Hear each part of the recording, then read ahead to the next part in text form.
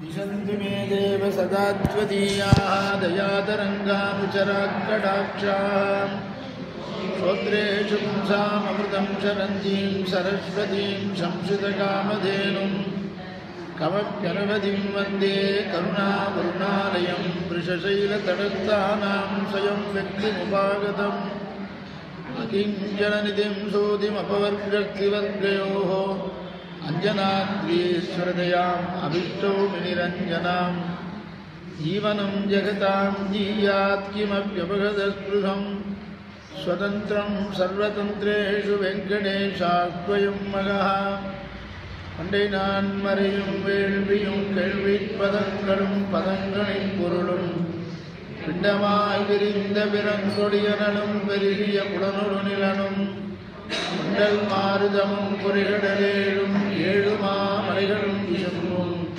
அண்டமும் தானாய் நின்றை பெருமான் அரங்கமானகரமந்தானே வாராவருவாய் வருவின் மாயா மாயாமூர்த்தியாய் ஆறாவுதாயடியே நாவியகமே தித்திப்பாய் தீராவிகள் தீர எண்ணையாண்டாய் திருக்குழந்தை கூறா உனக்காட்பட்டுமடியே இன்னும் உழல்வேனோ கூஜந்தம் ராமராமேதி மதுரம் மதுராட்சரம் ஆருக்கிய கவிதா சாகாம் வந்தே வால்மீகி மோகிலம் वाल्मीकिर्मुनिसिंहस्य कवितामनचारिणः शृण्वन् रामकथानादं कौनयाति परां गतिं यत्र यत्र रघुनाथकीर्तनं तत्र तत्र कृतमस्तकाञ्जलिं बाष्पवारि परिपूर्णलोचनं मारुतिं नमत राक्षसान्तकं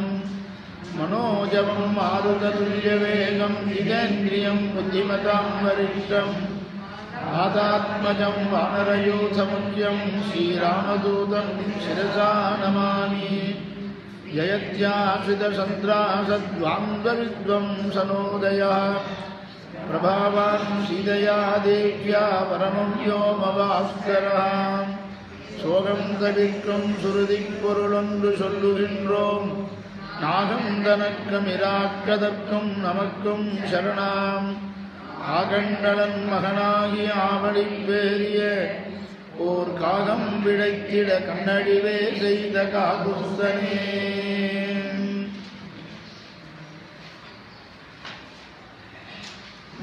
ஆச்சரியமான கம்பநாட்டாழ்வானுடைய அனுபவம். கோசல தேசத்தில் இருக்கக்கூடிய அந்த சரையூ நதி எப்படி பிரவகிக்கிறதுங்கிறத சொல்றார். எப்படி தேவலோகத்தில் இருக்கிற அப்சர ஸ்திரீகளுடையதான அத்தனை வஸ்திரங்களும் கங்கா பிரவாகத்தினால எப்படி அடிச்சுண்டு வருதோ, ஆபரணங்களோடு சேர்ந்து அடிச்சுண்டு வருதோ, திருமங்கையாழ்வார் அனுபவிச்சாரோ, அதே போல பிரவாகமானது சரையூ நதியிலே கங்கா பிரவாகம் மாதிரி வருதுங்கிற. அப்படி வஸ்திரங்கள் எல்லாம் அபகரிச்சுண்டு அடிச்சுண்டு வருது அப்படின்னு கேட்டாக்க, எப்படி கிருஷ்ணன் கோபிகளுடைய வஸ்திரங்கள் எல்லாம் வாரி எடுத்துட்டு போனானோ அந்த மாதிரி அப்படின்னு கம்பநாட்டாழ்வான் சரையூ நதியை கிருஷ்ணனுக்கு திருஷ்டாந்தமாக ஆக்கி பேசினார். மேலும் அந்த தேசத்தில் தர்மிஷ்டனான ராஜா தசரத சக்கரவர்த்தி இருக்கிறதுனால ஒரு விதமான வறட்சியும் கிடையாது. தர்மத்தை அப்படி பரிபாலனம் பண்ணாக்க தேசத்தில் வறட்சியே இருக்காது. எந்த இடத்துல அஷ்டாட்சர ஜபம் பண்ணுறவா இருக்காளோ அந்த இடத்துல வறட்சி இருக்காதான், வியாதி இருக்காதான், திருட்டு பயம் இருக்காதுன்னு சொல்கிறார் சாஸ்திரத்தில். ஆக நாமெல்லாம் எந்த அளவுக்கு அஷ்டாட்சர ஜபம் பண்ணுறோமோ அந்த அளவுக்கு தேசத்தில் திருட்டு பயம் இருக்காது, துர்பிக்ஷம் இருக்காதுன்னு சாஸ்திரம் சொல்கிறது. வீதிக்கு வீதி எங்கே பார்த்தாலும் திருட்டாக இருக்கேன்னு யார் அஷ்டாட்சர ஜபம் பண்ணுறோம், அதனால திருட்டு பயம் இருக்குது. பிராமணர்கள் அவசியம் பண்ணணும். லோகக்ஷேமத்துக்காக, தேசத்தினுடைய நன்மைக்காக பிராமணர்கள் யதா காலத்தில் செய்ய வேண்டிய அனுஷ்டானங்களை செஞ்சால் அந்த தேசம் ரொம்ப நன்னா இருக்கும். எத்திர அஷ்டாட்சர சம்சித்தா மகாபாகோ மஹீயதே ந தத்ர சஞ்சரிஷ்யந்தி வியாதிஹி துர்பிக்ஷ தஸ்கராஹ. துர்பிக்ஷம் ஏற்படாது, வியாதி ஏற்படாது, திருட்டு பயம் இருக்காதுன்னு சொல்லியிருக்கு. மகான்கள் எங்கே இருக்காளோ அஷ்டாட்சர ஜபம் பண்ணுற மகான்கள். இப்போ என்ன அர்த்தம்னா, சந்தியாவந்தனம் பண்ணி காயத்ரி மகாமந்திர ஜபம் பண்ணினாக்க இவனுக்கு ஒரு தேஜஸ் உண்டு. அந்த காயத்ரி மந்திரத்தோடு சமமான எண்ணிக்கையிலே அஷ்டாட்சர மந்திர ஜபத்தையும் எவன் ஒருவன் பண்ணுகிறானோ அந்த மகான்களை நிறைய தேசத்தில் இருக்கும்படி செய்யணும். ராஜாக்கள்லாம் அப்படி பண்ணியிருக்கா. தசரதன் கேட்க வேண்டாம். சர்வ சங்கிரகா, பிராமணர்கள் எல்லாரையும் வரவழைச்சாங்கிறார். பிராமணர்கள் எல்லாரையும் உபச்சாரம் பண்ணினான். ஏன்னா அவனும் வேதத்தை அத்தியனம் பண்ணிவன். வேத வித்துன்னு வேறு வால்மீகி சொல்லியிருக்கார். அதனால அஷ்டாட்சர ஜபங்கள் எல்லாம் எல்லாரும் பண்றா. அதனால அந்த தேசமானது விசேஷமாக வறட்சி இல்லாமல் இருக்குன்னு சொல்லிட்டு வர கிரமத்தில் திடீர்னு நினைச்சா மலைப்பிரதேசம் ஜலப்பிரவாகமாக ஆயிடும். அப்படிப்பட்ட தர்மத்தோடு இருந்தான்னு சொன்னா அந்த தேசத்தில் க்ஷேமம் எப்படி இருக்குன்னு பார்த்தா. க்ஷேமம்னா என்ன அர்த்தம் தெரியுமா? முதல்ல நீ க்ஷேமமா அப்படின்னு கேட்குறோம். ஒவ்வொருத்தரையும் க்ஷேமம் குஷலம் விசாரிக்கிறோம், க்ஷேமம் விசாரிக்கிறோம். க்ஷேம தண்டுலம்னு சொல்லுவா கல்யாணங்களில், பார்த்தீங்களா? க்ஷேம தண்டுலம். க்ஷேமம் விசாரிக்கிறதுன்னா என்னன்னா, நம்ம இடத்துல இருக்கிறத காப்பாற்றிக்கிறது. ஒருத்தரை பார்த்து ஒருத்தர் க்ஷேமம் விசாரிக்கிறோம்னாக்க ஆற்றுல காலக்ஷேபங்கள்லாம் நல்லா நடக்கிறதா? தினப்படி ஒவ்வொரு திருமாளிகளையும் வேதாந்த விசாரம் நடக்கும். ஒரு கால விசேஷத்தில் ஒருத்தருக்கு ஒருத்தர் கடிதாசி எழுதும்போது இதை எழுதுவா. அந்த நாளில் தேவதையருடைய திருமாளிகள் நித்திய காலக்ஷேபாதிகள் எல்லாம் செவ்வனே நடக்கிறதாக அறிகிறோம் அப்படின்னு கேட்டுன்னு எழுதுவான். ஒவ்வொரு திருமாளிகையிலையும் வேதாந்த விசாரம் நடந்துருக்கோன்னு தெரிகிறது. அவளுக்கு தகுந்த மாதிரி வேதாந்த விசாரம் அனைத்து வர்ணத்தவர்களும் பண்ணுவாள். யார் யார் எப்படி வேதாந்த விசாரம் பண்ணணுமோ அந்த அளவுக்கு வேதாந்த விசாரம் நடந்துருக்கும். அதுதான் க்ஷேமம் க்ஷேமம்னு சொல்றது. க்ஷேமமானு கேட்டால் பிரம்மத்தை பற்றின பகவானை பற்றினதான ஞானத்தை சம்பாதிச்சேலே அதை பற்றின விசாரங்கள்லாம் தொடர்ந்து நடந்துட்டுருக்கா, சம்ரக்ஷணம் பண்ணிட்டு இருக்கேளா அப்படின்னு கேட்கறது தான் க்ஷேமம்னு அர்த்தம். லப்தஸ்ய சம்ரக்ஷணம் க்ஷேமா. ஏதோ ஒர்க் பண்ணுறதுன்னு நினச்சின்னு கிட்டக்க போய் சொல்லுங்க. லப்தஸ்ய சம்ரக்ஷணம் க்ஷேமா. அடையப்பட்டதை ஜாக்கிரதையாக காப்பாற்றிக்கணும். ஆக ஞானத்தை நாம் சம்பாதிச்சா அதை ரட்சணம் பண்ணிக்கணுமா? எப்படி ரட்சணம் பண்ணுறதுங்கிறதையும் வால்மீகி சொல்லித்தர, மற்றவர்களுக்கு சொல்லிக் கொடுக்கணும்.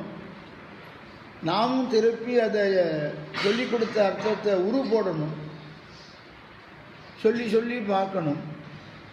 அப்படி மனசில் நல்லா தரிக்க முடியும்.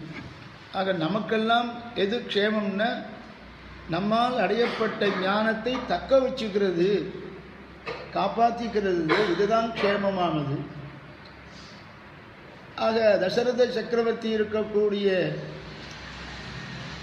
அந்த தேசத்தில் எப்படி இருக்கு அப்படின்னா, க்ஷேமங்கள்லாம் எப்படி இருக்குன்னா, அந்த தேசத்தில் அகால மரணமே கிடையாதுன்னு சொல்லி, சிலது சின்ன வயசுலேயே சில பேர் போயிடுறா பாருங்க. இதுதான் அகால மரணம்னு சொல்றது.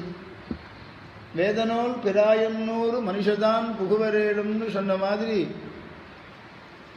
வேதத்தில் ஒரு மனுஷனுக்கு 100 வயசுங்கிறது ஒரு கிரமமாக சொல்லியிருக்கு. மனுஷாளுக்கு, தேவர்களுக்கு ஒரு விதம், கந்தர்வர்களுக்கு ஒரு விதம், மனுஷாளுக்கு ஒரு விதம். இப்படி மனுஷாலை காட்டிலும் நீண்டு போகும் அவளுக்கெல்லாம். சில ஜந்துக்களுக்கெல்லாம் நம்ம காட்டிலும் குறைஞ்சுட்டே போகும். ஒவ்வொரு ஜீவனும் ஒவ்வொரு பிராணிகளும் எத்தனை நாள் ஜீவிக்கிறது அப்படின்னு சொல்றா பாருங்க. அந்த மாதிரி தசரத சக்கரவர்த்தி இருக்கிறதால் இந்த தேசத்தில் அகால மரணமே கிடையாதுங்கிறார் கம்பநாட்டாழ்வான். எல்லாம் தீர்காயுஷாக இருக்கான், மரணமே வராதான், பயப்பட வேண்டாமா. அது எப்படி சாத்தியம்னு கேட்டா, ஒருத்தர் கூட அகால மரணமே அடைகிறது இல்லையாம் அந்த தேசத்தில். எல்லாரும் தீர்காயுஷாக இருக்கலாம், நீண்ட வயதோடு இருக்கலாம். அது சாத்தியமா எங்கேயாவது 1-2 தட்டுக்கிட்டு போகாது அப்படின்னு அந்த தேசம் அப்படி. அப்படின்னா கம்பன் சொல்றாரு பாருங்க, நம்ம உபனிஷத்தினுடைய அர்த்தத்தெல்லாம் கம்பநாட்டாழ்வான்னு பேசுறார். ஆக பரம ஸ்ரீ வைஷ்ணவர் கம்பநாட்டாழ்வான், அதில் ஒன்றும் சந்தேகமே கிடையாது. விசிஷ்டாத்விதி சித்தாந்தத்தை அப்படியே காண்பிக்கிறார். கர்மாவை ஒத்துக்காழ்வா சில பேர் கர்ம பலனை அனுபவிக்கிறதுக்கோதரம் சரீரத்தை எடுக்கிறோன்னு நாமெல்லாம் எடுத்துக்கிறோன்னு சொல்கிறோம். கர்மாவை எத்தனை பேர் ஒத்துண்டா? கர்ம பலனை அனுபவிக்கிறதுக்கு தான் இந்த சரீரத்தை நாம் எடுத்துக்கிறோன்னு எத்தனை பேர் ஒத்துண்டா? பாருங்கோ, கம்பநாட்டாழ்வான் பேசுகிறான், சரீரம் வேறு, கர்ம பலனை அனுபவிக்கிற ஆத்மா வேறு. அந்த தசரத சக்கரவர்த்தி இருக்கக்கூடிய அந்த தேசத்தில் அகாலமே கிடையாது. ஏன் தெரியுமா? கூற்றமில்லை ஓர் குற்றம் இல்லாமையால். கம்பநாட்டாழ்வாண்டி பாசுரம், இது ஒரு பாசுரம் சொன்னா கூட போதும். கூற்றம் இல்லை ஓர் குற்றம் இல்லாமையால். குற்றம்னு இங்க சொல்றது பாபம்னு அர்த்தம். பாபம் பண்ணியிருந்தான்னு அகால மரணம் ஏற்படுறதுக்கு பிரசக்தி இருக்கு. அந்த தேசத்தில் பாவம் பண்ணினவாளே யாரும் கிடையாது. புண்ணியம் பண்ணியிருந்தா தீர்காயுஷாக இருக்கா. புண்ணியம் பண்ணியிருந்தா இங்கேயே இருக்க முடியாதுங்கிற விஷயம் வேற. ஒரு நாள் மரணத்தை அடைஞ்சுதான் ஆகணும். ஜாதஸ்ரீகி துருவோ மிருத்யு துருவம் ஜன்ம மிருதஸ்ய அப்படின்னு சாஸ்திரம். இறந்தவனுக்கு மரணம் உண்டு. இருக்கிற பர்யந்தம் சௌக்கியமா இருக்கிறதுங்கிறதுக்கு வேண்டிய சுகிருதம் பண்ணியிருந்தா சௌக்கியமா இருக்கலாம். ஆக புண்ணியங்கிற கர்மா இருந்ததே ஆனால் வியாதியினால பீடிக்கப்படாமல் சௌக்கியமாக சில பேர் ஆனந்தத்தை அனுபவிக்கிறா. பாபகர்மா பண்ணியிருந்தாக்க அகால மரணம் கூட சில பேருக்கு வருது. அது தர்மிஷ்டனான தசரத சக்கரவர்த்தி இருக்கிறதுனால அந்த தேசத்தில் பாபம் பண்ணினவாலே யாரும் கிடையாதுங்கிறான் கம்பநாட்டாழ்வான். ஆக அகால மரணமே இல்லை அந்த தேசத்தில். கூற்றமில்லை ஓர் குற்றம் இல்லாமையால். ஆக கோசல தேசத்தில் எப்படி இருக்குன்னா, இப்போ யாருமே பரம வரிக்க மாட்டாளா, போக மாட்டாளான்னு யாருமே போறது இல்லையா அப்படின்னு கேட்டான். போறா, பெருமாள் திருவடியை சீக்கிரம் சேர்த்துங்கோன்னு சொல்ற வயதானவாள் தான் போடுறாள். சீக்கிரம் பெருமாள் திருவடியை சேர்த்துக்கோன்னு யாராவது சின்னமாக சொல்றாளான்னு யாரும் சொல்றது இல்லை. பிளான் போடுறான் போது ஏகப்பட்ட பிளான் போடுறான். இப்படி பண்ணணும் அப்படி பண்ணணும்னு போடுறான். ஆனால் வயசானவாளுக்கு என்ன வந்தது? வைராக்கியம் வந்து வருது. சீக்கிரம் பெருமாள் திருவடியை சேர்த்துட்டா தேவையில்லை. அப்படி வயசானவா போராடிய ஒழிய அகால மரணமே கிடையாது. சின்ன வயசுல மரணங்கிறதே கிடையாது. கூற்றமில்லை ஒரு குற்றம் இல்லாமையால் அப்படின்னு சொன்னா, அந்த ஊர்ல வேற என்ன விசேஷம் அந்த தேசத்திலே அப்படின்னு கேட்டா, யாருக்குமே கோபங்கிறதே வராதப்பா. என்ன ஆச்சரியம் பாருங்க. கோபத்தை தவிர நமக்கு வேற எதுவும் வரமாட்டேங்குது பாருங்க. ஒரு காரியம் பண்ணா சரியா இல்லைன்னு கோபம் வருது. கோபம் தன்னைத்தானே வந்துக்கிறான். ஒரு காரியத்தை சரியாக நடக்கிறேன்னு தனக்குத்தானே கோபிச்சுக்கிறான். அது ஏன் தனக்குத்தானே கோபிச்சுக்கிறான்னு சாஸ்திரம் தெரிஞ்சிருக்கு. நம்ம பண்ணின பாவம் நமக்கு அப்படி இருக்கு. மமைவ துஷ்கிருதம் கிஞ்சிதி மகதஸ்தி நஷம் இல்லையா. அந்த தேசத்தில் கோபப்படுறவாளே யாரும் கிடையாதான், யாருக்குமே கோபம் கிடையாதான். சீற்றம் இல்லை தம் சிந்தையின் செம்மையால். பதத்தை பாருங்க. கம்பராமாயணம் சொன்னால் விசேஷமாக அனுபவிக்கிறார் எல்லாரும். ஏன்னா அது தேன்மொழியில் இருக்கான். தேன்மொழி தமிழ்மொழி, தென்மொழி தேன்மொழி, வடமொழி வாடாமொழி, வாடாத மொழியாம் சம்ஸ்கிருதம், தித்திப்பான மொழியாம் தமிழ். அதனால் பண்ணுறா பாருங்க. தமிழ் நமக்கு நல்லா வருமானு கேட்டால் எனக்கு ஒன்றும் தமிழ் அடிப்படையே தெரியாது. ஆச்சாரியன் பக்கத்தில் இருந்ததுனால ஏதோ இந்த பாசுரங்கள்லாம் ஏதோ சொல்லி வச்சதுனால சொல்லுவேன், அவ்வளோதான். ஒவ்வொரு பாஷையினுடைய ஞானம் வரணும்னால ஜன்மாந்தர சுகிருதம் இருந்தாலும் வரும். சம்ஸ்கிருத ஞானம் இருந்தாலும் சரி, வேறு மொழிகளுடைய ஞானம் ஏற்படணும்னாலும் ஜன்மாந்தர சுகிருதம் இருக்கணும். இந்த புலமை அப்பொழுதுதான் வரும். அந்த ஊரில் யாருமே கோபப்படுறது கிடையாதான். ஆச்சாரியனுக்கு கூட கோபம் வர்றது கிடையாதான். சிஷ்யனுக்கு கூட கோபம் வர்றது கிடையாதா. ஆச்சாரியாளுக்கு கோபம் வராமல் இருக்கிறது அவள் சாஸ்திரம் தெரிஞ்சவா, நியாயம். சிஷ்யனுக்கு கோபம் வருமே, எதுக்கெடுத்தாலும் கோபிச்சுப்பானே அப்படிங்கிற. அதுக்கு பதில் சொல்றார் கம்பன். சீற்றமில்லை தம் சிந்தையின் செம்மையால். மனசை பக்குவப்படுத்தி வச்சுக்கலாம். மனசை நாம் சொல்றபடி இந்திரியத்தை வச்சுட்டாக்க எங்கிருந்து வரும் கோபம்? அடிக்குங்கோங்கிறாங்க. கோபம் வரும்னு தெரியுது. இந்த கோபம் இந்த பண்ற காரியத்துக்கு வந்தே ஆகணும். கோபம்னாலும் நீங்க சாஸ்திரம் படிச்சுவா, தர்மசாஸ்திரம் தெரிஞ்சவா, கோபத்தை அடக்கிங்கோ. அப்படிப்பட்டவாளாம் அங்க. சீற்றம் இல்லை தம் சிந்தையின் செம்மையால். ரொம்ப அழகா பேசுறாப்பா இருக்கோ. யாருக்குமே கோபம் வராதுன்னு. பர்த்தாவுக்கும் வராதான், பாரதிக்கும் வராதான். ஆண்டவன் சாதிப்பார். பர்த்தாவுக்கும் வராது, பாரதிக்கும் வராதான். புத்திரனுக்கும் கோபம் வராதான், தகப்பனாருக்கும் கோபம் வராதான். ஏன்னா புத்திரன் எப்படி இருக்கணுமோ அப்படி புத்திரன் இருக்கான். அதனால் தகப்பனார் கோபிச்சுக்க வேண்டிய அவசியமே இல்லை. மனசை பக்குவமாக வச்சுட்டு இருக்கான் புத்திரன். அதனால சிக்ஷிக்க வேண்டிய தகப்பனாரும் சிக்ஷிக்காத. ஏன் சிக்ஷிக்கிறேன்னா பையன் தப்பு பண்ணாதானே அவருக்கு கோபம் வரும். அப்படி அந்த மனசை பக்குவமாக வச்சுட்டு இருக்கான் புத்திரன்னா. அது மாத்திரம் இல்லையா, கம்பன் சொல்றாரு பாருங்க. யாருக்குமே கோபம் வராதான். வேலைக்காரால கூட கோபம் வராதான். இது விட்டு போச்சு, இதை தொட அதை தொடன்னா திருப்பி ஆமாம் நீங்கள் வந்து வேறு வேலை என்ன உண்டா சொல்லிட்டு இந்த தூசி இருக்கு அதை தட்டிக்க அப்படின்னு மேலே அப்படியே பெருக்கிட்டு போய் அப்படின்னு கோபம் உள்ளுக்குள்ளே அவளுக்கு வந்துடும். வெளியில் சொல்லிக்கலைன்னாலும் கூட கோபம் வந்துடும். அந்த தேசத்தில் இருக்கிற வேலைக்காரர்களுக்கு கூட கோபம் வரலைங்கிறார் சுவாமி. என்ன அவ்வளவு மனசு பக்குவமாக இருக்கான். தசரத சக்கரவர்த்தி அப்படி ராஜ்ய பரிபாலனம் பண்ணுறானா, ஒருத்தருக்கு கூட கோபம் வரலையான்னா. இதனால தம் சிந்தையின் செம்மையால். அவ்வளவு பக்குவமாக சிந்தையை வச்சுட்டு இருக்கான். அதனால்தான் ஆழ்வார் பேசும் பொழுது ஏ மனதே துயரரு சுடரடி தொழுதழன் மனனே. இந்த மனசுங்கிற 11வது இந்திரியத்தை மாத்திரம் நாம பக்குவமா வச்சுட்டாக்க நாம காமக்ரோதத்துக்கு வசப்பட மாட்டோம். மதன கதனை நக்லிஷ்யந்தே யதீஸ்வர சம்சயாக. தேசிகன் சாதிக்கிற அடியேன் ராமானுஜ தாசோஸ்மி அப்படின்னு சொல்றோம். தாசோஸ்மின்னு சொல்றதோடு நிற்காதீங்கோ, செயல்லையும் காண்பிக்கும். கோபமே வரக்கூடாது. நீரேந்து பிரதிஜை பண்ணிப்போம், யாரையும் கோபிச்சிக்கூடாதுன்னு. கோபிச்சிக்கூடாதுன்னு சொல்லிட்டு இருக்கோம். வாசலில் போன உடனே நான் கதா காலக்ஷேபத்துக்கு போயிட்டு வரேன், இங்கேயே எதுவும் போனாக்கா இங்கேயோ பூட்டின்னு வெளில போயிருக்கோம்.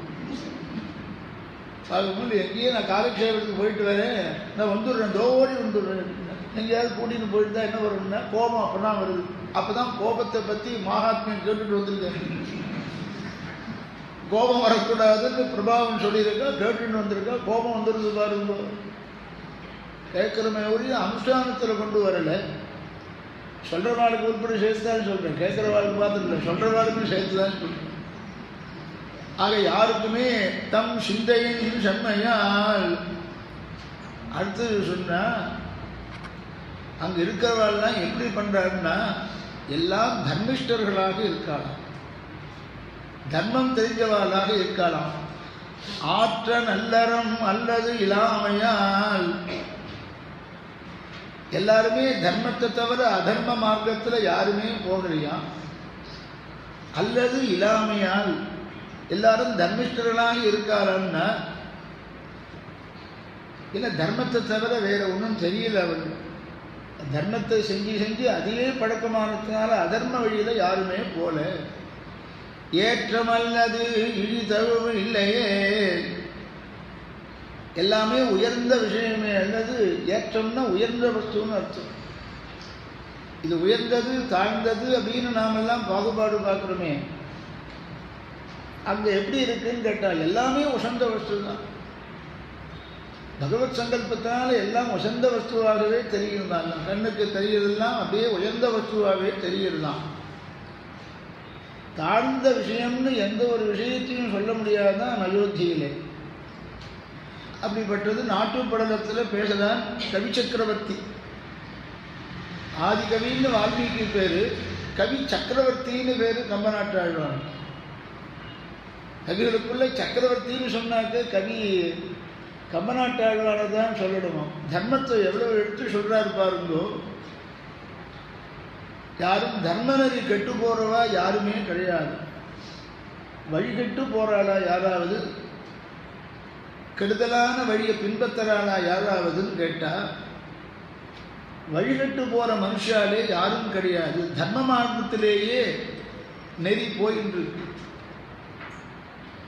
கீதையில் என்ன சொன்னார் பகவான்னு கேட்டால் ஆழ்வார் சாதிக்கிறார், நெறியெல்லாம் எடுத்துரைத்த நிறைஞானத்தொரு மூர்த்தி. எவ்வளவு தர்மங்கள் நாம் தெரிஞ்சுக்கணுமோ அத்தனை தர்மங்களையும் எடுத்துரைத்தான் பகவத்கீதையிலே. நெறி எல்லாம் எடுத்துரைத்த நிறைஞானத்தொரு மூர்த்தி. தர்ம மார்க்கத்திலேயே தர்ம மார்க்கத்திலே நெறி போகிறதே ஒழிய வழிகட்டு போகிற மனுஷா கிடையாது.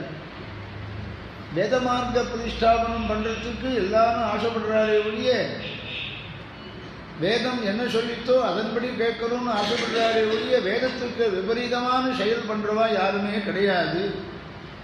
நெறி கடந்து பரந்தன நீத்தமே. அப்படி பிரவாகம்தான் நெறி கடந்து போகிறதான். சரியு நதி இந்த தீர்த்தம் பிரவாகமானது அவ்வளவு வேகமாக ஓடி வருதான். அதில் என்ன சொல்லலாம ஒழிய மற்றபடி அந்த தேசத்தில் தர்மத்தை தவறி நடந்தவான்னு யாருமே சொல்ல முடியாது. குறி அழிந்தன குங்குமத்தோள்களே அப்படின்னா, குறி அழிந்தன. குறின்னாக்க ஏதாவது ஒரு அடையாளம். லலாட்டம் இருக்கு, நெத்தி இருக்கு, அந்த நெத்தி சூன்யமாக இருக்கவே கூடாது. எப்போ பார்த்தாலும் ஏதாவது ஒரு அடையாளம் சின்னம் இருந்துட்டே இருக்கணும். இது கம்பநாட்டாளர் பேசுகிறாரு பாருங்க. நெத்தி பாழாக இருக்கக்கூடாதுங்கிறான். விபூதியோ அல்லது திருமணோ கடைசி பட்சம் ஸ்ரீசூர்ணமாவது அப்படிங்கிறப்ப என்ன வெறும் ஸ்ரீசூர்ணமாவது இட்டக்கூடாது. வெறும் ஸ்ரீசூர்ணமாவது இட்டக்கூடாதுன்னு என்ன அர்த்தம்? என்ன ஸ்ரீசூர்ணம் தனியாக இட்டக்கூடாது, திருமணோடு சேர்ந்து தான் இட்டுக்கணும். பெருமாள் பிராட்டியை ஆவாகனம் பண்ணி திருமணம் இட்டுக்கிறோம், பெருமாள் ஆவாகனம் பண்ணி திருமணம் இட்டுக்கிறோம், பிராட்டியை ஆவாகனம் பண்ணி ஸ்ரீசூர்ணம் இட்டுக்கிறோம். அதனால் அந்த நாள்லாம் ஸ்ரீசூர்ணம் ஆற்றுலேயே பண்ணுற வழக்கம் உண்டோ, அது பிரதிஷ்டை பண்ணி பிராட்டியை ஆவாகனம் பண்ணி ஸ்ரீசூர்ணத்தை இட்டுக்கிறது. இப்போ யார் பண்ணுற அரிசியை ஊற வச்சு காய வச்சு அதை போட்டு மஞ்சள் போட்டு இடித்து உணர்த்தி யார் பண்ணுறா? மந்திரத்தினால பிரதிஷ்டை யார் பண்ணுறார்? சுவாமிகள் உட்பட எல்லாரும் இந்த சாக் பீஸ் தான் வாங்கிட்டு வரேன். தெற்கு வாசல் ரங்கவிலாசம் இருக்கிறது பாருங்க, சாக் பீஸ் இருக்கிறது தெரியுமா? அப்படி என்ன இருக்கிறா பாருங்க, நெத்தியில் குங்குமம் இல்லாமல் யாருமே இல்லையாங்கிற. ஸ்திரீகள் அப்படி இருக்கா, புருஷால் திறமன் வச்சுட்டு இருக்கா, ஏதோ ஒரு ரேகையாவது விட்டுக்கணுமா, வெறுமை இருக்கக்கூடாதான். குறி அழிந்தன குங்குமத்தோள்களே. ஆகையினால அந்த நெத்தியில் இட்டுக்காடுவா யாரும் கிடையாது. தர்மசாஸ்திரங்கள் சொல்றது கீழிருந்து மேல் நோக்கி இடுறது புன்றம், ஊர்துவ புன்றம்னு பேர். கீழிருந்து மேல் நோக்கி இட்டால் அதுக்கு ஊர்துவ புன்றம்னு பேர். திரியக் புன்றம்னு பேர். திரியக் புன்றம்னு சொன்னால் இப்படி குறுக்க இட்டுக்கிறது, அதுக்கு திரியக் புன்றம்னு பேர். ஊர்துவ புன்றம் தான் நாமெல்லாம் இட்டுக்கிறோம். இங்கேருந்து ஆரம்பித்து விட்டுக்கணும், கீழேருந்து ஆரம்பிச்சுக்கணும். இப்படி ஒரு சைடு இப்படி ஒரு பக்கம் வச்சுட்டு இந்த பக்கம் ஒரு பக்கம் வச்சுட்டு அப்புறம் கீழே பாதத்தில் இழுப்பான். அது கூட கீழே முதல்ல பாதத்தில் இட்டுண்டு அப்புறம் இட்டுக்கணும். அப்படி வெறும் லலாட்டம் இருக்கக்கூடாது. அப்படி அந்த தேசத்தில் இருந்தவாள்லாம் எப்படி இருந்தேன்னா, ஏண்டா வெறும் நெத்தியோடு வந்திருக்கு, ஒன்றும் இட்டுக்கலையான்னு இட்டுன்னா எல்லாம் அழிஞ்சு போச்சுன்னு. சில திருமணம் பாருங்கோ, காற்றால் பல பல பலன்னு இருக்கும், கொஞ்ச நாள் கழிச்செல்லாம் அழிஞ்சு போயிடும். அழியாத திருமணம் கொடுங்க. திருநாராயணபுரத்து திருமணம் இருந்தால் கூட அழிஞ்சு போயிடுது. திருவேந்திபுரத்துலேருந்து திருமணம் வரும் தெரியுமா? திருவேந்திபுரம் நடுநாட்டு திருப்பதி, தேசியனுடைய சம்பந்தம் பெற்றது. அந்த திருமணம் திருவேந்திபுரம் திருமணம் இட்டுருக்கோம், அது அழியவே அழியாது. அதிகமாக அயோத்தியிலேருந்து வாழ்ந்திருக்கேன்னு திருமணங்கிறான். இந்தாரும் சுவாமி திருமணம் தானம் பண்ணுறான். விசேஷம் இருந்தாக்க திருமணம் சீச்சோடு வச்சு ஒரு பொட்டியில் வச்சு கொடுத்துட்றா பாருங்க. ஏண்டா கொடுக்குறான்னு பார்த்தா, திருமணம் இட்டுக்காமல் இருக்கக்கூடாது, நெத்தி பாழாக இருக்கக்கூடாது, அது சில சமயத்தில் தான் அப்படி இருக்கணும். அப்படி ஆட்சியமா குறி அழிந்தன குங்குமத்தோள்களே. அங்கே இருக்கிறவா அத்தனை பேரும் ஏதாவது வெள்ளாடத்தில் இட்டுண்டே இருக்கா. யாராவது குறுகி போகிறது உண்டான்னு கேட்டான். குறுகி போகிறதுன்னு என்ன அர்த்தம்னா, குறுகி போகிறதுன்னு ஏழையாக போகிறது உண்டா அப்படின்னு கேட்டேன். யாராவது ஒரு ஏழை உண்டான்னா இல்லவே வேண்டாம். தனிகன் ஏழையாவது உண்டா? நிறைய ஐஸ்வர்யம் இருக்குது, திடீர்னு நம்ம ஐஸ்வர்யம்லாம் இருக்கிற இடம் தெரியாமல் போயிடுத்து, எங்கேயோ கொடுத்து ஏமாந்துட்டா அப்படின்னு சொல்கிறாங்க. தனிகன் ஏழையாவது உண்டான்னா இல்லவே இல்லை அப்படின்னா. ஏன்னு கேட்டால், எப்பொழுதும் ஐஸ்வர்யம் தேயறதே கிடையாது, ஐஸ்வர்யம் குறையிறதே கிடையாது. விருத்தி ஆயின்றிருக்கே ஒழிய ஐஸ்வர்யம் குறையிறதே கிடையாது. பின்ன எது தேய்கிறது எது குறைகிறதுன்னு கேட்டால், சிறிய மங்கையும் தேயும் மருங்குடே அப்படின்னு கேட்டான். இது ரொம்ப அழகாக சொல்கிறா. எது தேயறதுன்னு, ஐஸ்வர்யம் தேயலையாம், குறைஞ்சி போகலையாம். சிறிய மங்கையும் தேயும் மருங்குடே. சிறிய மங்கைன்னு யார்? பெண்களுடையதான இடுப்பு தான் தேயறது. கம்பன் பாருங்க, இடுப்பு தான் தேயலாம். என்ன இது வர்ணிச்சிருக்காருன்னா, செவ்வாய் சிறுமருங்குள். அவரும் பேசியிருக்காரு, ஆண்டாலும் பேசியிருக்காரு. சாஸ்திரத்தில் எப்படி இருக்கோ அப்படி உத்தம ஜாதி ஸ்திரீ ஆகும். அப்படி உத்தமமான நாரியினுடைய லட்சணம் சொல்லியிருக்கா. அப்படிப்பட்ட ஸ்திரீகள்லாம் இந்த ஊரில் இருந்திருக்கா. அது தேஞ்சு போகிறதே ஒழிய ஐஸ்வர்யம் தேஞ்சு போகிறதுங்கிறது அந்த தேசத்தில் இல்லவே இல்லை. இது அவ்வளவும் எதுக்கு இவ்வளோ தூரம் வர்ணிக்கணுமா? அயோத்தியாவுக்கு முடிச்சுட்டு சீக்கிரம் யாகத்துக்கு போகலாமே, புத்திரகாமிக்கு யாகத்துக்கு போகலாமேன்னா, இந்த தேசத்தில் இதெல்லாம் நன்னா இருந்தால் தான் அந்த யாகம் பண்ணால் யாகத்தினுடைய பலன் கிடைக்கும். தேசத்தை சரியாக பார்த்துக்காம அஸ்வமேத யாகம் பண்ணுறேன், புத்திரகாமேஷ்டி யாகம் பண்ணுறேன்னா பலன் வேணும்னாக்க முதல்ல அந்த இடம் முதல்ல எல்லாத்துலேயும் சுத்தமாக இருக்கணும். சுத்தமில்லாத ஒரு இடத்துல போய் யாக யஜ்ஞாதி கர்மாவை பண்ண முடியுமா? அந்த தேசத்தில் பண்ணலாமா? அதனால் இந்த தேச வர்ணனம், தேசத்தினுடைய செழிப்பெல்லாம் கம்பநாட்டாழ்வான் பேசி இப்படிப்பட்ட இடத்துல ஆச்சரியமான யாகத்தை தசரத சக்கரவர்த்தி பண்ணுறாருன்னு சொல்ல போகிறார். நான் அவர் நீட்டின்றே போகிறார். 105 பாசுரத்தையும் நான் சொல்ல போகிறதில்ல, எனக்கு தெரியவும் தெரியாது. முக்கியமான சில பாசுரங்களை தான் நான் சொல்கிறேன். அங்கே என்ன கேட்சுன்னா, சிறிய மங்கையும் தேயும் மருங்குலே, ஸ்திரீகளுடையதான இடுப்பு தான் தேயிடுதுன்னா. அப்படின்னு என்ன அர்த்தம்னா, உத்தமமான சாமுத்திரிகா லட்சணம் கொண்ட ஸ்திரீகள் அந்த ஊரில் இருந்திருக்காங்க. இப்படி லட்சணங்கள்லாம் சொல்லியிருக்கோம். 64வது கலை இது சாமுத்திரிகா லட்சணம். அதுதானே வசிஷ்டர் சொல்லி வச்சார் தசரதருக்கு. சம்பாவனை இன்னும் வரல அப்படின்னு சொல்லிட்டு இருப்போம். அப்படி ஆச்சரியமான அந்த சாமுத்திரிகா லட்சணமுடையதான பெண்கள்லாம் அங்கே இருக்காளாம். அதை இப்படி சொல்கிறாராம். அது ஸ்திரீகளுடையதான எடுப்பு அப்படி இருக்கணும்னு ஆண்டாள் சொன்ன மாதிரி சொன்னார். இவெல்லாம் சொல்லட்டும், பரம வைராக்கிய நிதி விரக்த அக்ரேசரன்னு சொல்றாரு. யாருன்னு? சுவாமி தேசிகன். அவர் சொல்ற வைராக்கிய நிதின்னு சொல்லக்கூடியதான தேசிகன் அம்ச சந்தேசத்தில் அவர் சொல்ற. அம்ச சந்தேசத்தில் என்ன சொல்றாருன்னா, சீதையினுடைய இடுப்பு எப்படி இருக்குது, இடுப்பு எப்படின்னா கையினால் அப்படியே பிடிச்சி தூக்குற மாதிரி இருக்கான் இடுப்பு அப்படின்னு அம்ச சந்தேசத்தில் சீதையை பற்றி அவர் வர்ணிக்கிறார். இங்கே இடுப்பை பற்றி வர்ணிக்கிறதுன்னு எது தத்துவார்த்தம்னு கேட்டாக்க, இடுப்புன்னு சொல்றது வைராக்கியம்னு அர்த்தம். இந்த வைராக்கியத்தை சம்பாதிக்கிறது தான் சுசுகம் கர்த்தமவ்யயம்னு சொல்றார் கீதாச்சாரியர். எதிராக நமக்கு சுகம்னு கேட்டாக்க, இந்த லோகத்தில் எதையும் ஆசைப்படாமல் வைராக்கியத்தோடு இருந்துட்டா இதை காட்டும் சுகம் வேறு எதுவும் கிடையாது. அது வேணும் இதை வேணும்னு ஆசைப்படுறதுனால, ஆசைப்பட்ட வஸ்து கிடைக்காததுனால தான் துக்கத்தை அனுபவிக்கணும். துக்கத்துக்கு என்ன காரணம்னு கேட்டான், ஆஷா துக்கசிய காரணம். ஆசை தான், பேராசை தான் துக்கத்துக்கு காரணம். அது ஆசைப்படாமல் வைராக்கியத்தோடு இருந்துட்டாக்க துக்கமே படமாட்டோம். அப்படி சிறுமருங்குன்னு அங்கே சொல்றதுன்னாக்க வைராக்கியத்தை சொல்றது சுவாமி தேசிகனும் அப்படி சொல்றார். ஆக மருங்குழல் தேயுமே, அப்படி எப்படி உத்தம ஜாதி ஸ்திரீகள் இருக்கணுமோ அப்படிப்பட்ட சாமுத்திரிகா லட்சணமுடையவெல்லாம் அந்த தேசத்தில் இருந்தார்.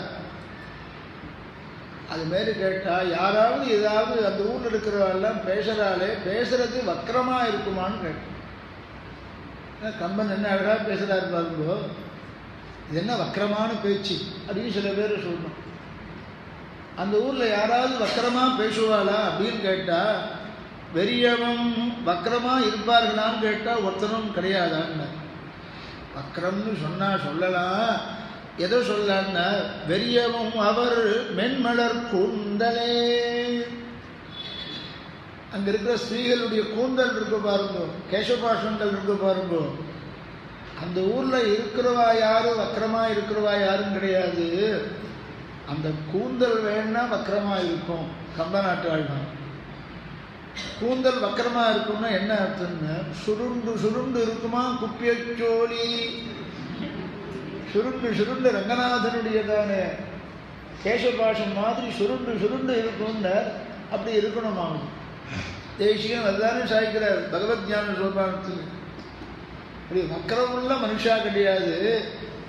தலைகேசம் வேணாக்க வக்கரமாக இருக்கும், சுருட்ட மயில் இருக்குமா ரொம்ப ஜாஸ்தியாக. அப்போ என்ன அர்த்தம்ல, கூந்தலில் வக்கரம் இருக்கணும், மனுஷா வக்கரமாக இருக்கக்கூடாது. கூந்தல் வக்கரமாக சுருண்டு சுருண்டு இருக்கலாம்னு சாஸ்திரம் சொல்லி இருக்கான். அப்படி இருந்தால் அதிர்ஷ்டமா சொல்கிறா பாருங்க. இவாலே ஒன்று சொல்கிறா, சுருட்ட மயிருக்கு பாருங்க அப்படின்னு அதிர்ஷ்டங்கிறார். கன்னத்தில் குழி விழுந்தாக்க அதிர்ஷ்டமா. உழுமான நாம பொத்த போட்டா கிடையாது, அது இயற்கையாக விழணும். அது பொத்த போட்டுட்டு தொட்டு பார்த்தா நம்ம கண்ணை எப்படி குளிச்சா இருக்கான்னு பார்த்தா அதுக்கோசரம் பொத்தல் போட்டுட்டோம், இது குளிஞ்சு இருக்குமா. அதனால வக்கரமாக இருக்கணும், தலை வக்கரமாக இருக்கணும், கூந்தல் வக்கரமாக இருக்கணும், சுருட்ட மயிலாக இருக்கணும்னு அதிர்ஷ்டம் சொல்லி இருக்கு. அப்படி வக்கர புத்தி உள்ளவா யாருமே கிடையாது. சரி போதும் சுவாமி. வால்மீகி என்ன சொல்றார் கேள்வி. கம்பன் வால்மீகிகள் கம்பனையே சொல்லிட்டு இருந்தாக்க அதுக்கு போகணுமோ இல்லையோ, ஒரிஜினலுக்கு போகணுமோ இல்லையோ. வால்மீகி என்ன சொல்றாருன்னா, சர்வே நராச்ச நாரியச்ச தர்மசீலாः சுசம்யுதாः. ஸ்திரீகளாகட்டும் புருஷர்களாகட்டும் தர்மத்திலேயே இருக்கான்னு வால்மீகி சொன்னது தான் தமிழில் அவர் பேசினார். சர்வே நராச்ச நாரியச்ச தர்மசீலாः, தர்ம வழிப்படி நடக்கிறாராம் புருஷர்கள் ஸ்திரீகள் எல்லாரும் தர்மசீலர்களாக இருக்காருன்னு வால்மீகி பேசுகிறார். அந்த ஊரில் இருக்கிற மனுஷால் எப்படி இருக்கான்னு, அந்த ஊரில் இருக்கிற வாழ்க்கை கால்னா கடன் கூட வாங்க முடியாது. காலனா தெரியுமா? காலனா அரையனா பொறனா இது முக்கால்னான்னு சொல்கிறா பாருங்க. அந்த ஊரில் யார்ட்டையாவது கடன் வாங்க முடியுமான்னா ஒரு காலனா கூட கொடுக்க மாட்டான் அப்படின்னு. அப்படின்னா எல்லாரும் கருமியா? அந்த ஊரில் ஒருத்தரும் கொடுக்க மாட்டானா, ஒன்றும் கொடுக்க மாட்டானா? அந்த ஊரில் ஒரு அவசரத்துக்கு கூட கொடுக்க மாட்டானா அப்படின்னு கேட்டா, அவசியம் இல்லை சுவாமி, அவசியம் இருந்தால் தானே கொடுக்க முடியும் அப்படின்ட்டாங்க கம்பன். கடன் வாங்க வேண்டிய அவசியம் இல்லை. நாம் எப்படி பண்ணுவோம்னா ஆம்புலன்ஸ் சாஹிப் காப்பி பொடி முதற்கொண்டு கடன் வாங்க முடியும். கடன் வாங்கியே சில பேர் காலத்தை தள்ளிவிடுவாங்க. ஆண்டவன் சாஹிப்பை சுத்தம் போனானா, கடைக்கு போனானா, மளிகை கடைக்கு போனானா, தெரியுமா மளிகை கடை, மளிகை கடைக்கு போனானா அங்கே போய் பல்பொடி வாங்க போனானா, அந்த நாள் தான் பல்பொடி தானே. அப்போ இதெல்லாம் இந்த திரவியங்கள்லாம் அந்த இது லிக்விடான இருக்கிறதெல்லாம் கிடையாது. பல்பொடி வாங்கி எடுப்பாங்க. சரி இந்த பல்பொடி சரியில்லை, கொஞ்சம் குடுன்னு வாங்குவாங்க. காயத்தில் வாங்கி பார்ப்பாங்க. இல்லை சாமியே வாங்க போறீங்களா? இல்லை ஆற்றுல போய் தேய்ச்சி பார்த்துட்டு அப்புறம் வந்து சொல்கிறேன். அது எப்படி இருக்குன்னு தேய்ச்சி பார்த்துட்டு அப்புறம் சொல்லியிருக்காங்க. இப்படியே ஒவ்வொரு கடையாக போய் அந்த கடை பல்பொடி எப்படி இருக்குது, இந்த கடையில் பல்பொடி இருக்குன்னு வாங்கிட்டு வந்தாங்கன்னா ஆண்டவன் சாஹிப் சாம்பிள்லேயே காலத்தை ஓட்டிவிடுவான். சில பேர் சாம்பிள் வாங்கியே காலத்தை ஓட்டிவிடுவானான் சில பேர். அந்த மாதிரி அந்த ஊரில் காலனா கடன் கொடுக்க மாட்டாளாம். கடன் வாங்க வேண்டிய அவசியம் இல்லைங்கிறார் கம்பன். வன்மை இல்லையோர் வறுமை இல்லையால், யாருக்கும் வறுமையே கிடையாது, ஏழையே கிடையாது. காசு இல்லாதவன் இருந்தால்தானே கடன் வாங்கணும். கடன் வாங்க வேண்டிய அவசியம் இல்லை, அதனால் கொடுக்கிறவா கிடையாது. ஆக கால்னா கூட அரைனா கூட கொடுக்கிறவா கிடையாதுன்னு என்ன அர்த்தம்னாக்க, யாரிடத்துலையும் இல்லாததுங்கிறது இல்லாதனாலும் கொடுக்கிறவாளும் இல்லை. இன்னும் அழகாக கம்பன் பேசுகிறான் பொறுப்பு. வன்மை இல்லையோர் வறுமை இன்மையால், திண்ணம் இல்லையோர் செருநரர் இன்மையால். ஒருவனுக்காவது பலம் இருக்கான்னா ஒருத்தனுக்கும் பலமே இல்லை. உடம்புல பலம் முக்கியமோ இல்லையோ, சரீரத்தில் பலம் ரொம்ப முக்கியமோ இல்லையோ, அந்த தேசத்தில் இருக்கிறவர்களுக்கு ஒருத்தருக்கு கூட பலம் இல்லையா. ஏண்டா பலம் இல்லைன்னா, திண்மை இல்லையோர் செருடர் இன்மையால். ஒருத்தரும் யுத்தம் பண்ண வேண்டிய அவசியம் இருந்தால் தானே பலம் வேணும். கத்திரியான்னா யுத்தம் பண்ணிகிட்டே இருப்பார்கள் இல்லையோ, யுத்தம் பண்ணுறதுக்கு அவசியமே இல்லையா, அதனால் பலம் இல்லையா. யுத்தத்துக்கு தகுந்த மாதிரி போகிறதா இருந்தால் நல்ல பலம் இருக்கணும். யுத்தம் பண்ணுறவாளே கிடையாதுன்னு, விரோதிகளே கிடையாதான். இவனை காட்டிலும் இன்னும் இவன் பலசாலின்னு ஒருத்தரையும் சொல்ல முடியாது. என்னக்க ஒருத்தருக்கு ஒருத்தர் மோதி பார்க்க வேண்டிய அவசியம் இல்லை, விரோத பாவமே இல்லை. இவனை காட்டிலும் அவன் பலசாலி, அவனை காட்டிலும் இவன் பலசாலின்னு சொல்ல முடியாதா. அப்படி ஆச்சரியமாக இருக்குன்னா, உண்மை இல்லையோர் பொய்யுரை இன்மையால். அந்த தேசத்தில் இருக்கிறவர்கள் தான் உண்மையை தவிர வேறு எதுவும் பேச மாட்டாராம், சத்தியத்தையே பேசுவாங்க. சத்தியவாதினா எல்லாமே உண்மையே பேசுகிறாங்க.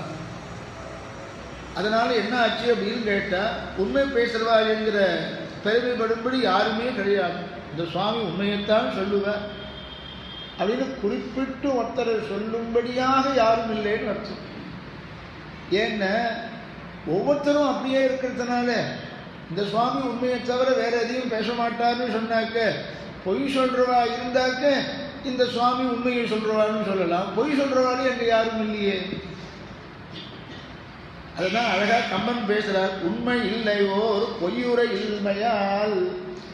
பொய் சொல்றவாளே லோகத்தில் அந்த தேசத்தில் யாரும் இல்லாததுனால இவர் தான் உண்மையை பேசினார்னு சொல்ல முடியாதபடி இருக்கார்.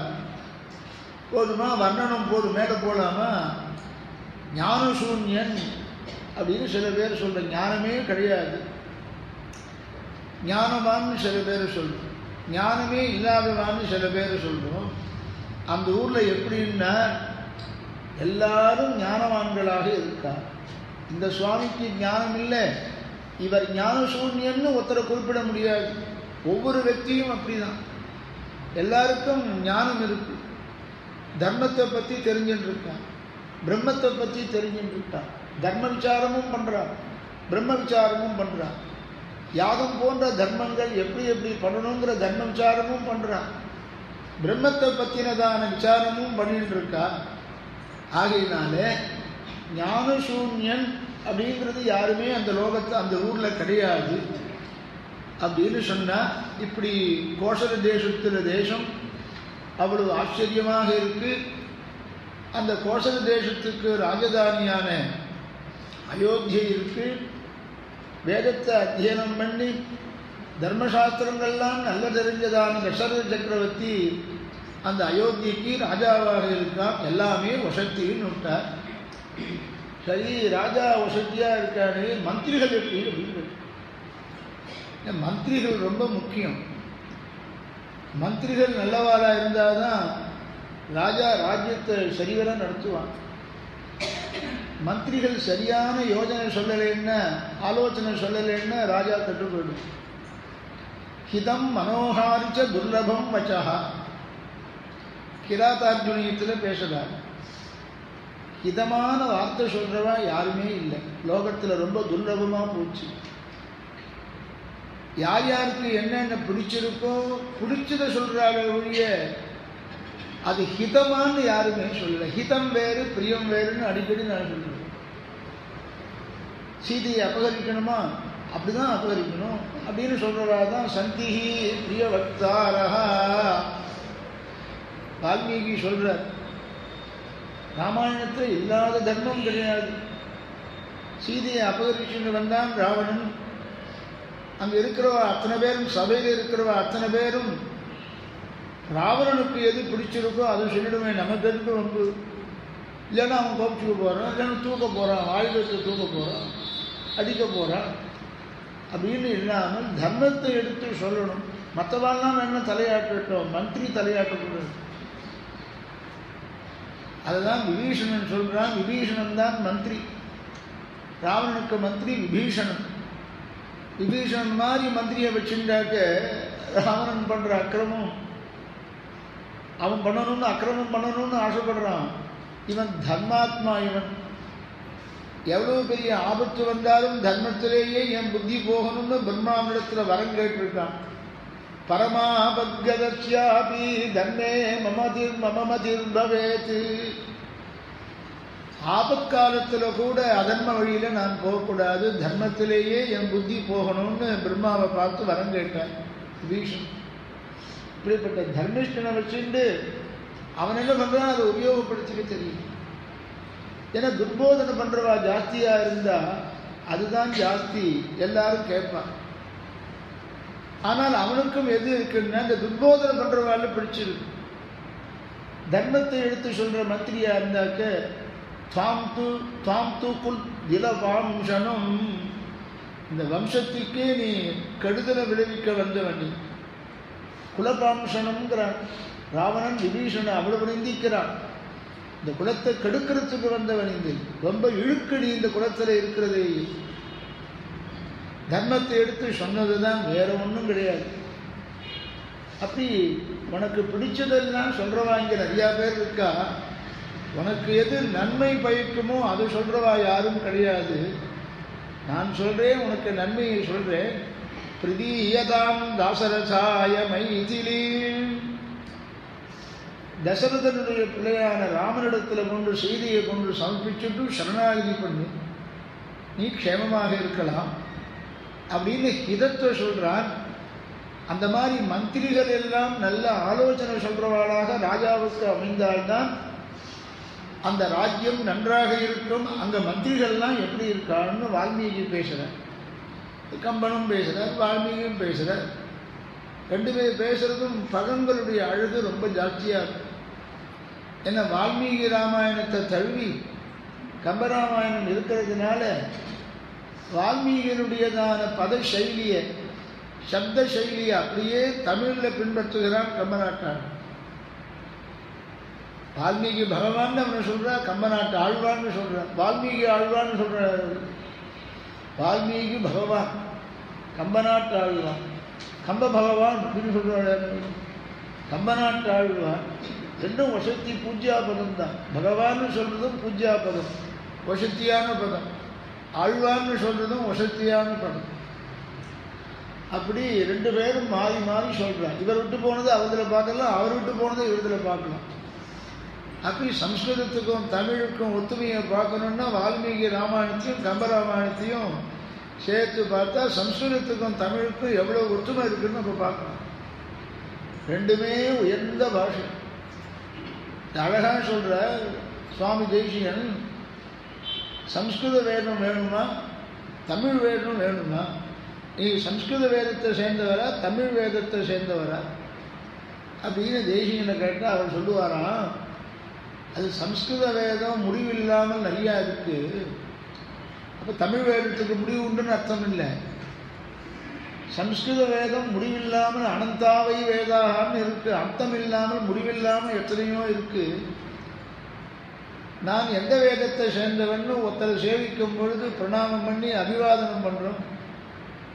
எஜுர்வேதத்தை சேர்ந்தவன், சாமவேதத்தை சேர்ந்தவன், அதர்வண வேதத்தை சேர்ந்தவன், ருக்வேதத்தை சேர்ந்தவன் அப்படின்னு சொல்லி அபிவாதனம் பண்ணுறோமோ பெரியவாளை சேவிக்கும் பொழுது யஜுஷாகாத்தியாயி, சாமசாகாத்தியாயி, ரிக்ஷாகாத்தியாயி அப்படின்னு அந்தந்த வேதத்தை சொல்லி சொல்கிறோமா.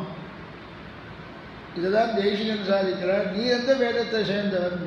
நான் திராவிட சாகாத்தியாயி, திருவாய்மொழி பிரபந்தத்தை சேர்ந்தவன். ஆழ்வாருடைய பாசுரம் இருக்கு பாருங்க, திருவாய்மொழி திராவிட வேதம், அந்த வேதத்தை சேர்ந்தவன் அடியே அப்படின்னு சொல்றார் தேசிகன்.